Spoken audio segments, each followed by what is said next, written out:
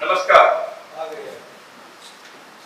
वैसे मैं अभिनंदन करते हुए धन्यवाद भी आप लोगों को देकर ही इस पत्रकार वार्ता का प्रारंभ करता हूँ। पिछले कई दिनों से आप पूर्ण सहयोग से हमारे इस कार्यकारी मंडल के बैठक के बारे में उत्सुकता से जन जन तक प्रचार पहुंचाने का कार्य आप कर रहे हैं और मीडिया के सभी बंधुओं को सर्वप्रथम मैं धन्यवाद भी देता हूं। और प्रयाग में संघ के अखिल भारतीय कार्यकारी मंडल की बैठक यह सफल होने में यहाँ के कार्यकर्ताओं ने समाज के सहयोग से अपार परिश्रम किया है। पूरे देश से 379 कार्यकर्ता अपेक्षित थे। सभी अखिल भारतीय पदाधिकारी, हमारे क्षेत्र के माननीय संघ चालक, प्रांत के संघ चालक, अखिल भारतीय कार्यकारिणी के सदस्य, इन सबके मिलाकर उसमें 372 उपस्थित रहे। तो ऐसे एक दृष्टि से उपस्थिति की दृष्टि से बहुत ही सफल बैठक है। पिछले 2 साल में इतने पूर्ण प्रमाण से बैठक होने में कोविड महामारी के कारण हम नहीं कर पाए थे। कार्यकारी मंडल बैठक बीच में बड़ी संख्या में बहुत रिस्ट्रिक्ट करके करना पड़ा था। यहाँ जैसे पहले बताया सत्संग की उपस्थिति में यह बैठक होती है। इस बैठक में वर्ष के प्रारंभ हमारे सामान्यतः संघ शिक्षा वर्ग समर कैंप्स जो होते हैं, उसके बाद अगले प्रतिनिधि सभा बैठक की दृष्टि से वर्ष के समय की दृष्टि से मध्य बिंदु विजयदशमी के बाद और दीपावली के पहले इस बीच के कालखंड में हर वर्ष यह बैठक होती है। हम एक बार अर्ध वर्ष की समीक्षा करते हैं और आगे के विचार करते हैं। इस वर्ष के संदर्भ में संगठनात्मक कार्य की दृष्टि से, हमारे लक्ष्य के दृष्टि से बहुत अच्छा एक निवेदन यहाँ लोगों से हमको सुनने को मिला। संघ कार्य ने 2024 तक इस कार्यकाल 3 साल पूरे होते हैं। 2025 में संघ के शताब्दी वर्ष भी है। हर 3 वर्ष में हम कार्य विस्तार के जो लक्ष्य बनाते हैं, उस दृष्टि से पिछले 1 वर्ष में संघ के स्थानों की संख्या और शाखाओं की संख्या, स्थान में उदाहरण के लिए प्रयाग एक स्थान है, यहाँ कई शाखाएं, ऐसे कोई जिला केंद्र हो सकता है, कोई खंड केंद्र हो सकता है, उसको हम एक स्थान मानते हैं। एक ही खंड के या जिला केंद्र में कई शाखाएं होती हैं। तो अभी पिछले 1 साल में इस दृष्टि से प्रगति जो हुई है वो अभी पिछले वर्ष 2021 के इसी बैठक में 1 साल की पहले 33,658 स्थानों पर 54,382 संघ की शाखाएं चलती हैं। वो बढ़कर अभी 38,192 स्थानों पर 61,045 शाखाएं अब चल रही हैं। तो लगभग 6,600 शाखाओं की संख्या पिछले 1 साल में बढ़ी है। प्रत्येक प्रांत में भी इसी प्रकार की बढ़ोतरी की एक दृश्य आपको दिखाई देता है। यह नित्य शाखा की दृष्टि से जैसे हम साप्ताहिक मिलन भी करते हैं, वो भी शाखा के स्वरूप में होता है, दिन नित्य के नहीं है, सप्ताह में 1 दिन के। समाज के भिन्न भिन्न श्रेणी, कॉलेज विद्यार्थी हैं, कोई एडवोकेट्स हैं, डॉक्टर्स हैं, ग्रामीण क्षेत्र में किसान हैं, ऐसे प्रतिनिधि प्रतिदिन शाखा में नहीं आते, लेकिन सप्ताह में एक दिन आते हैं। एक रचना अलग से हमने बनाई जिसको हम साप्ताहिक मिलन कहते हैं शाखा की जगह पर। उसकी संख्या भी बढ़ी है पिछले एक साल में, और लगभग 4000 संख्या बढ़ी है। अभी 22,077 स्थानों पर साप्ताहिक मिलन अब चल रही है। मासिक संघ मंडली चलाते हैं समाज के लोगों के, कुल मिलाकर समाज, राष्ट्र, संस्कृति, हिंदू विचार, अपने घरों में जीवन मूल्य, समाज के लिए सेवा करना, संवेदना से कुछ कार्य करें, अपने घर में संस्कृति के दृष्टि से अगली पीढ़ी को समझाएं। इस प्रकार के एक संघ मंडली के कार्य चलता है, जो संघ की शाखा में जैसे कार्यक्रम है विभिन्न प्रकार के, लेकिन संघ के एक नेतृत्व में संघ के पहले से चलते हैं। ऐसे मासिक मंडली 9,700 स्थानों पर अधीन है। इसमें भी लगभग 1800 बढ़ोतरी हुई। मैं बढ़ोतरी इसलिए विशेष रूप से उल्लेख मैंने किया, वैसे संघ के कार्य में हर वर्ष बढ़ोतरी होती है, लेकिन बीच के 2 वर्ष की महामारी के कालखंड में जो एक हमें मिलने में भी दिक्कत थी, शाखा चलाना संभव नहीं था, प्रवास बैठकें नहीं होती थी जितने प्रमाण में होना है कितने, इसलिए उस सारे को देखेंगे तो हम कोरोना के स्थिति से अभी तुलना करेंगे तो लगभग पुनः आ गए, यानी अच्छी स्थिति अभी, इसमें और बढ़ोतरी होने है। इस वर्ष में जो मार्च प्रतिनिधि सभा होने वाली है मार्च महीने में, तब तक अधिक से यह संख्या और बढ़कर लगभग इसमें हर एक प्रतिशत देखेंगे तो लगभग और 1.5-2% आने वाले दिनों में और बढ़ेगी, उतनी संख्या होगी। तो इस रीति से संघ के कार्य बने में हम कार्य विस्तार के कई प्रकार होते हैं।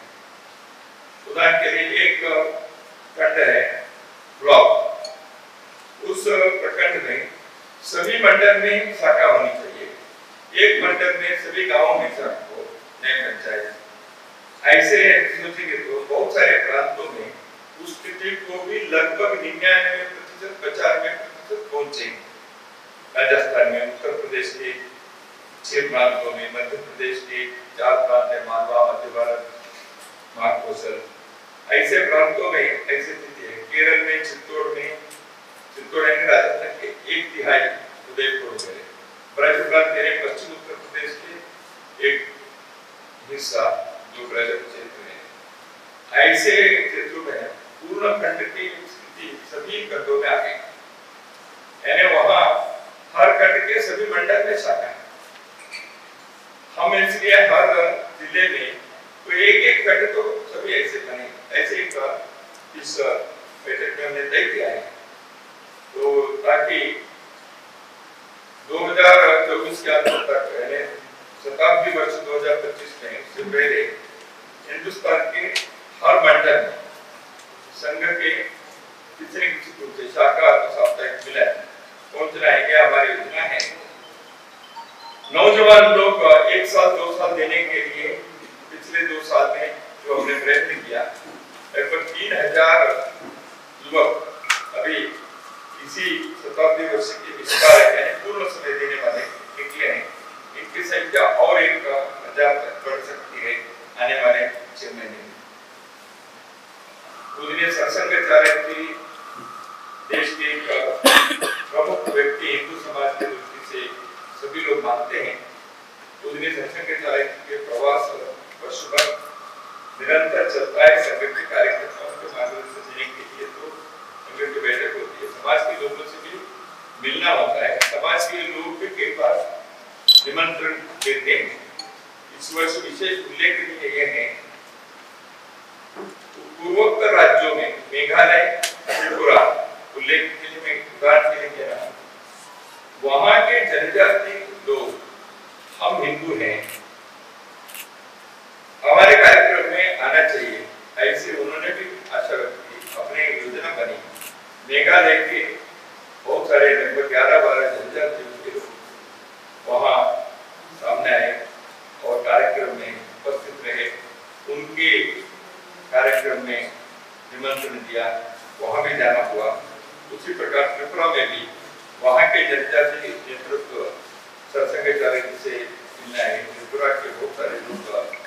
कल्चर का बिंदु है, ऐसे उन्होंने पूर्ण रूप से इस विषय को स्वागत किया। ऐसे एक विशेष उल्लेखनीय बात शासनाचार्य जी के देश भर के प्रवास को कई जगह होते हैं, मैंने उत्तर पूर्वांचल का उल्लेख किया। संघ के प्रशिक्षण के जो वर्ग है वो हर वर्ष सामान्यतः जून जुलाई में ग्रीष्मकाल में होते हैं। पिछले वर्ष हम प्रतिवर्ष वो किए थे, उसमें 2 वर्ष नहीं कर पाए थे महामारी के कारण। इस वर्ष नवंबर में दूसरा प्रतिवर्ष होगा, उसमें लगभग 800 संख्या उसमें मिलेगी। वो भी 25 दिन के उस शिविर में प्रशिक्षण वर्ग उसमें देश भर से कार्य करता है। प्राथमिक वर्ग सामान्य वर्ष में अन्य राज्यों में वहाँ के छुट्टी स्कूल के वगैरह पाठ्य प्रवृत्ति वगैरह देकर करते हैं। कुछ राज्यों में अभी नवंबर के दसरा दिवाली की छुट्टी रहती है 8-10 दिन, या दिसंबर में विंटर की छुट्टी कुछ राज्यों में होती है। गत वर्ष 1 लाख से अधिक कार्यकर्ता 7 दिन के प्रशिक्षण वर्ग में उन्होंने प्रशिक्षण प्राप्त किया। इस वर्ष भी यह संख्या उससे अधिक होगी। जॉइन आरएसएस करके जो हमारे वेबसाइट पर हमें 2 प्रकार है। एक संघ के स्वयं सेवक अपने कार्य क्षेत्र में स्वयं जाकर हम लोगों से संपर्क करके संघ में उनको जोड़ने का प्रयत्न करना, यह दशकों से हम करते आए। लेकिन हमने 2010-11 में संघ के वेबसाइट पर जॉइन आरएसएस लोग अपनी इच्छा से जो जुड़ना चाहते हैं उनके लिए मौका दिया। वह संख्या अभी इस वर्ष 1,20,000 स्वयं होकर जॉइन आरएसएस करके वो स्वयं मिलना चाहते हैं, संघ से जुड़ना चाहते हैं। तो ऐसे समाज में जो उत्सुकता बढ़ी है, इसका एक द्योतक है, स्वयं होकर संघ से जुड़ने के लिए आते हैं। पिछले वर्षों में हमारा अनुभव है, इस प्रकार आए हुए बहुत सारे लोग संघ के नित्य के कार्य में किसी न किसी प्रकार के दायित्व लेकर, किसी प्रकार के सेवा प्रकल्प में, हमारे कई प्रकार के गतिविधि है, परिवार प्रबोधन है, सामाजिक दृष्टि से समरसता के विषय है, या ग्राम विकास के हैं, इन विषयों में भी अपने अपने रुचि के हिसाब से वो जुड़ते हैं। अमृत महोत्सव जो देश भर में अगस्त महीने में हुआ था, आप लोगों को तो यहाँ उत्तर प्रदेश में बहुत व्यापक रूप से एक गांव में पिछले वर्ष उस कारण से एक जिले में जो स्वतंत्रता के लिए लड़ाई की, उनके नाम कहीं इतिहास पुस्तक में नहीं होगा, लेकिन उस जिले के लोगों को मालूम है, उसकी कहानियां हैं, लोकगीत में, लोक कहानी में वहाँ उल्लेख भी होता है। कई जगह पर उनके परिवार के लोग आज भी हैं।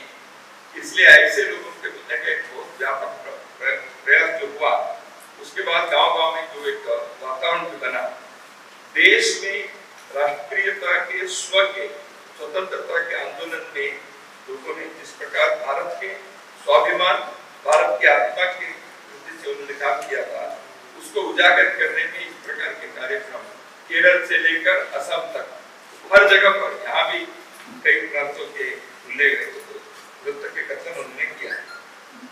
तो विजयदशमी भाषण में मोहन राव भागवत जी ने 2-3 विषयों के संदर्भ में कहा था, उसके अनुवर्तन की दृष्टि से हमने यहाँ विचार किए। एक स्वावलंबी भारत योजना के संदर्भ में उन्होंने कहा था, गांव-गांव में रोजगार के सृजन की दृष्टि से प्रयत्न करने के 8-10 संगठन, समाज के भी उद्योगपति, एक्सपर्ट्स, ऐसे लोगों से मिलकर कार्य कर रहे हैं। उसमें स्किल ट्रेनिंग करना, अपस्किलिंग करना, स्थानीय दृष्टि से लोगों को इसमें रुचि उत्पन्न करना, लोग गांव से पलायन करके शहरों में जाकर नौकरी ढूंढने के चक्कर में ज्यादा ना पड़े। क्या हम अपने ग्रामीण भारत के, अपने रोजगार के स्थानीय अवसरों को और अच्छा बना सकते हैं क्या। समाज में भी इसकी उत्सुकता बहुत है, भिन्न भिन्न प्रकार के लोग इसको करने के लिए अपने तज्ञता को, अपने संसाधन को इस विषय में लगाने के लिए आगे आए हैं। स्वावलंबी भारत योजना के इस प्रयत्न के कारण स्वदेशी जागरण मंच जो भारतीय इन लोगों के नेतृत्व में चल रहा है, लेकिन हमने यह जब प्रारंभ हुआ संघ के कार्यकर्ताओं को अपने ग्राम विकास के बाकी इसमें इसके साथ जुड़कर काम करने के लिए कहा था। बहुत अच्छा उसका एक परिणाम मिला है। उसमें आने वाले दिनों में और कुछ अधिक प्रयास करने से इसमें सफलता की गुंजाइश अधिक है ऐसे लगता है। उसी के साथ और एक बात जनसंख्या असंतुलन के बारे में सत्संग चालक ने अपने विजयदशमी भाषण में से रखा था। उस दृष्टि से देश में जनसंख्या की संख्या ज्यादा हो गई थी, विस्फोट हो गया, यह चिंता होना एक स्वाभाविक है, क्योंकि अपने संसाधन कितने हैं, सभी लोगों के पेट भरना चाहिए, हाथों को काम देना चाहिए। यह नहीं कर सकते तो जनसंख्या बढ़ने से समस्या होगी। एक तरफ ये है, लेकिन लोगों के जनसंख्या बढ़ने से इस देश की एक संपत्ति भी है। अब युवक इस देश में है, इसलिए हम बहुत गर्व से कहते हैं भारत युवकों का देश है, युवाओं का देश है। क्या आने वाले 10, 20, 50 वर्षों के बाद देश बूढ़े लोगों का देश हो गया तो जैसे दुनिया में कुछ देशों में यह अनुभव में आया, जापान में, चीन में वगैरह, तो हमारे देश ऐसे होना नहीं चाहिए। हर परिवार में बच्चों के सही विकास होने के लिए वह भी आवश्यक है कि वातावरण ऐसे बने। तो इसलिए छोटे बच्चों के संस्कार केवल स्कूल में देने से नहीं होता, वो तो होता ही है, लेकिन घर में भी ऐसे संस्कार देना चाहिए। तो आसपास में एक गली में, मोहल्ले में 10, 20, 25 बच्चे एक साथ ऐसे कर रहे हैं तो देखने से भी आनंद होता है और उनके स्वभाव में भी उसका स्वाभाविक रूप से असर होता है। तो इन दोनों का संतुलन करते हुए देश में जनसंख्या असंतुलन भी है और कई जगह पर इस असंतुलन के कारण देश के बाहर अन्य देशों में उस देश के विभाजित करने की नौबत भी आई। पिछले 50 वर्षों में ऐसी स्थिति भी आई। भारत के विभाजन भी हुआ, सूडान में हुआ, कोसोवो का जन्म हुआ, ईस्ट तिमोर का जन्म हुआ, इंडोनेशिया को एक हिस्से को अलग करके। तो इस दृष्टि से भी एक सतर्कता, सजगता समाज के अंदर रहना चाहिए। इन बातों को जो विजयदशमी भाषण में सत्संग चालक ने स्पर्श किया था, उसके आधार पर करणीय बातों के संदर्भ में यहाँ जड़ हुआ। इसलिए अपने यहाँ समाज में इसका प्रबोधन होना चाहिए, जन जागरण करना चाहिए। इसलिए स्थान स्थान पर स्थानीय लोग मिलकर इस विषय में जानकारी अधिक थे और देश में एक समग्रता से, एकाग्रता से सभी को लागू होने वाले जनसंख्या नीति बने, ऐसे जो बात था उसकी भी हमने यहाँ चर्चा की है। और मुख्य रूप से आने वाले दिनों में कार्य विस्तार की बात होती है और इन विषयों को लेकर समाज में चल रहे सेवा कार्य, बाकी परिवार प्रबोधन, अपने ग्राम विकास के कार्य व्यवधान के लिए हम प्रत्येक जिले में कम से कम एक गांव चयन करो और उस ग्राम के सामाजिक दृष्टि से, आर्थिक दृष्टि से कैसे उस गांव का विकास हो सकता है। तो ऐसे कुछ बातें यहाँ हमने पुनः संकल्प लिए हैं, इसके स्थिति में आगे बढ़ के रहे। तो मैं एक बार आप सभी को पुनः धन्यवाद देने के लिए और इन विषयों को आपके समूह करने के लिए आया था। नमस्कार। आपको सर, एक आपने कहा जनसंख्या असंतुलन के दृष्टि से, जैसे एक परिवार में कितने रहने चाहिए, 2.1 से अधिक रहने चाहिए परिवार में, अब वो 1.9 से कम होती है।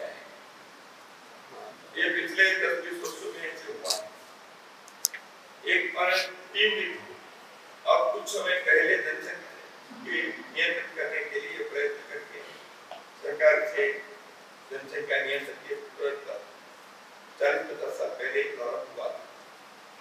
तो इस के होने से मैंने जैसे कहा आने वाले वर्षों में बच्चों के युवकों की संख्या कम होकर बुढ़ों की संख्या के अनुपात ज्यादा होने की संभावना आने वाले 30 वर्षों में 40 एक आशंका। दूसरा है हमारे देश में कन्वर्शन होने से मतांतरण होने से कई जगह पर संख्या हिंदुओं की कम उसके परिणाम भी भुगतना तो पहले भी हुआ है और जगह जगह पर उसकी समस्या भी आई है। इसलिए ये जो किसी न किसी प्रकार से मतांतरण करने की कई साजिश है यह भी एक जनसंख्या को दूसरा घुसपैठ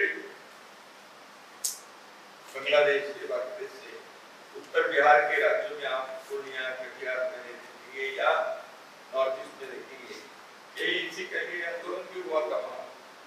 अब थोड़ा सा उसको रोकने का प्रयास वहां तो हुआ लेकिन अन्य राज्यों में भी वो धीरे धीरे बढ़ने के सभी प्रकार के अनुभव आए।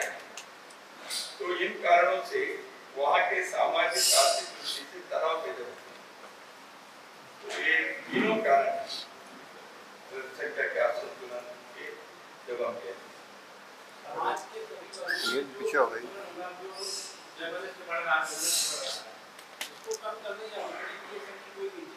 वैमनस्य बढ़ रहा है आपस में चाहे जाति हो चाहे धर्म हो।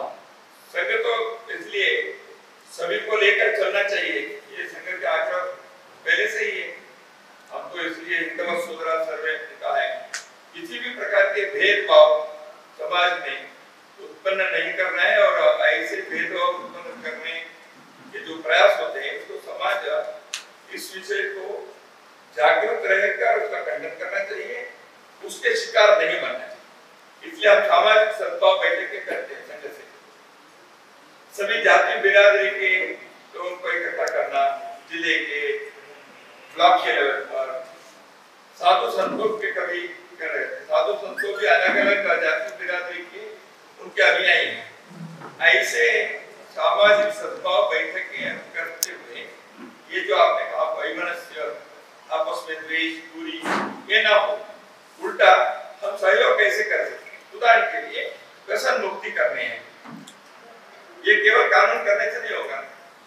हमारे मंदिरों की स्वच्छता होनी है या जनसंख्या के संदर्भ में जनजागरण होने हैं राष्ट्रीय स्वाभिमान बढ़ने हैं। तो इसलिए अभी कोविड के समय सभी अपने देश के लोग एक दूसरे के सहयोग करने के कारण बहुत बड़ी इस महामारी को समाज ने अच्छे ढंग से सामना किया। सरकार ने तो अपने काम किया केवल संकट के समय में आपस में कुछ सहयोग 4 दिन के लिए 1 महीने के लिए देने से नहीं होगा।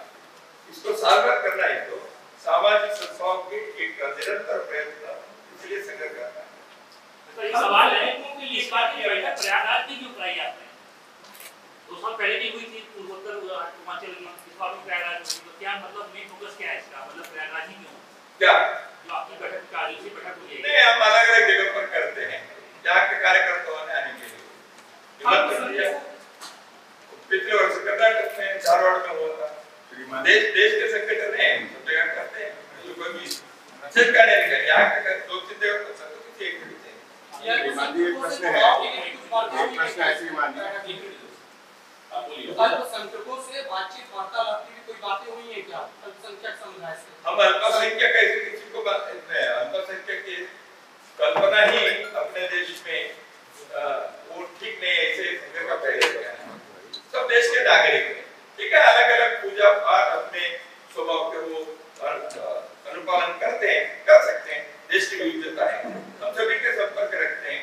आप जिनको अल्पसंख्यक हैं वो वार्ता भी पिछले 40 साल से भी वो भी चल रहा है। पूजने गुरु जी पूजने बाला साहब देवरत जी के कालखंड में भी ऐसे वार्ता होना हुआ है। ईसाइयों ने मीटिंग में भी अपने संघ के अधिकारियों को बुलाकर अपने विचार रखने के लिए उन्होंने स्वयं निमंत्रण भी दिया है अपने लोग गए भी हैं। क्या मतलब ऐसे लोगों को जोड़ने के लिए समाज में का संवाद बातचीत करने के लिए क्या कोई अभियान चलाया जाएगा? अभियान नहीं समाज का संवाद रखना जैसे जैसे सब कोई इच्छा व्यक्त करते हैं, संवाद रखते हैं, एक समाज में रहते सभी नागरिक हैं, संवाद रखना भारतीय संस्कृति की एक अच्छी पद्धति है। सबसे सिर्फ संवाद तक ही नहीं, जोड़ने आगे देखेंगे संवाद में क्या निकलता है। निवेदन ये है कि भी आपने माननीय ने ये अपने संभाषण में ये कहा कि अधिवक्ताओं और डॉक्टरों का भी सहयोग लिया जा रहा है और इस पर अधिवक्ताओं के लिए न्यायपालिका की जो निरंतर गिरावट हो रही है, लगातार उसमें जो कमियां आती चली जा रही हैं, इस पर क्या व्यू है? समाज के लोगों को सोचना चाहिए, इसलिए अधिवक्ता स्वयं न्यायाधीश लोगों ने भी इस विषय में आपने चिंता व्यक्त की है। अभी आज माननीय किरण रिजिजू एक बार आपने कहा महिला सहभाग को बढ़ाने के लिए भी चर्चा हुई। महिला सहभाग ये पूछना चाह रहा हूँ कि मतांतरण रोकने के लिए विधि पारिषद साहब काम कर रहा है और फिर भी हो रहा है, तो इसके पीछे क्या संघ और विधि फेल हो रहे हैं या संस्था ये व्यवस्था ये गड़बड़ी? राष्ट्रीय स्वयंसेवक संघ मतांतरण रोकने के लिए क्या नहीं करता, कई समाज में आर्य समाज, धर्म जागरण विभाग, तरह तरह के लोग करते हैं, उनके साथ सहयोग करने के लिए अपने कार्यकर्ताओं का एक। दूसरा, मतांतरण फिर भी हो रहा है, कानून है, कई जगह पर है, कानून लागू होने चाहिए। पहले भी कानून हिमाचल प्रदेश में, अरुणाचल प्रदेश में, तमिलनाडु में लाया था, उस प्रकार के कानून को वहां लागू करने की कई प्रकार की समस्या होगी, लेकिन वो कानून होना एक। दूसरा, मतांतरण होने के तो भाई घर वापसी भी कर रहे हैं, उसमें भी अच्छे प्रमाण में उसका भी अच्छा अनुभव है। तो इसलिए मतांतरण होने के कारण विदेशी सब प्रकार के संसाधन और बाकी चीजें भरपूर आती है और कुचला कर, धोखा देकर मतांतरण करने का प्रयत्न भी होता है, जो हमारे कुछ समुदाय के अनपढ़ ऐसे जो भोले लोग हैं उनके साथ करने का एक छल भी होता है। इसलिए ये जगह जगह पर होता रहता है। हम जहाँ जहाँ अपने ताकत से हम कर रहे हैं हिंदू समाज के अन्याय संगठन का, उसमें अच्छा परिणाम भी निकला है। कई जगह से हिंदू समाज के अंदर वापस आने वालों की संख्या भी बढ़ती गई। न्यायपालिका के सुदृढ़ीकरण के बारे में क्या नहीं, न्यायपालिका के सुदृढ़ीकरण न्यायपालिका में रहने वाले लोगों को करना है। कैसे कोई सरकार का इसमें देखा जाए, सरकार का योगदान चल रहा है, सरकार का योगदान इसमें होता चला जा रहा है। न्यायपालिका के करने का काम न्यायपालिका में रहने वाले लोग, उसके अनुभवी लोग, समाज की एक मुहिम चलाए। सर एक अभी दो प्रश्न बस एक पूरा प्रश्न मैं आपने एक प्रश्न पूछा है, जिन्होंने नहीं पूछा उनको भी देना चाहिए। अगर आप पूछिए। मतांतरण हो रहा है, लेकिन बहुत सारे लाभ जो जाति के साथ है या पैतृक लाभ है, उस पर रोक लगाने की लोग मांग रहे हैं। तो क्या संघ इससे सोचता है कि जैसे 1857 के पहले अगर आपने कोई धर्म बदला तो आपको पैतृक संपत्ति से बाधित कर दिया जाएगा? किस तरीके कोई कानून लाने की सिफारिश करेगा या सोच रहा है? चर्चा होनी चाहिए। अभी इस बैठक में हमने चर्चा नहीं की है, उसके लिए अलग से कुछ लीगल एक्सपर्ट वगैरह। देखिए, मतांतरण होने के दृष्टि से जो कानून है, सभी कानून को बेहतर करने के लिए विचार करना चाहिए व्यापक रूप से। उसमें आपने जो कहा उसको भी ध्यान में लेकर करना चाहिए, वो भी है। और मतांतरण होने के बाद अभी और एक प्रश्न भी आया है, अनुसूचित जाति के लोग कन्वर्ट होने के बाद उनको पहले के जो आरक्षण के लाभ मिलना चाहिए, ऐसे एक विचार कुछ लोगों ने चला है। अभी सरकार ने उसके लिए मुख्य न्यायाधीश बालकृष्ण जी के नेतृत्व में कमेटी बनाई। संघ ने पहले से कहा है जो मतांतरित होते हैं उनको इस प्रकार के आरक्षण के जो भी सुविधा है वो नहीं मिलना चाहिए, ये पहले से हमने कहा है। अब सुप्रीम कोर्ट ने विषय के कारण विचार हुआ, रघुनाथ मिश्र जी के आयोग की संस्तुति थी, उस पर चर्चा करने के लिए बालकृष्ण जी के अध्यक्षता में समिति बनाई है। उस समिति की क्या रिपोर्ट आता है, हमारे विचार तो पक्का है। सर, महिला सहभाग और 2024-25 को लेकर किस तरह की चर्चा हुई है, क्या रणनीति बनी है? 24 और 25 शताब्दी वर्ष से 24 में मेरा कार्यकाल समाप्त हो रहा है। 24 चुनाव भी होना, महिला सहभाग को भी लेके चर्चा हुई है, कुछ क्या? महिला सहभागिता से हिंदू समाज में अपने भारत के किसी भी कुल मिलाकर महिलाओं की सहभागिता समाज जीवन में पिछले कई वर्षों में अधिक होते गए हैं। अच्छी बात है, स्वागत है। और महिलाओं की शिक्षा बढ़ रही है, महिलाएं समाज जीवन के हर क्षेत्र में जा रही है। सामाजिक कार्य में भी उनके निर्णय प्रक्रिया में, चिंतन प्रक्रिया में उनकी सहभागिता बढ़नी चाहिए। और घरों में भी हमने अभी देखा बहुत सारे अपने जीवन मूल्यों के, संस्कृति की रक्षा करते हैं, सामाजिक समरसता लाते हैं। महिलाओं के योग्य भूमिका और समर्थन मिले बिना ये संभव नहीं है किसी भी समाज परिवर्तन। इसलिए उनकी सहभागिता बढ़ानी चाहिए, यह संगठन के आग्रह पूर्वक है। समाज जीवन में हर क्षेत्र में है, अपने भी सेवा कार्य में, हमारे ग्राम विकास में, कुटुंब प्रबोधन में, इन सब में महिलाओं की सहभागिता बढ़ रही है। हाँ, कार्य विस्तार के लिए पिछले 1-1.5 साल से और भी बढ़ी। धन्यवाद पुनः आप सभी बंधुओं को धन्यवाद। यहाँ पर भोजन की व्यवस्था है,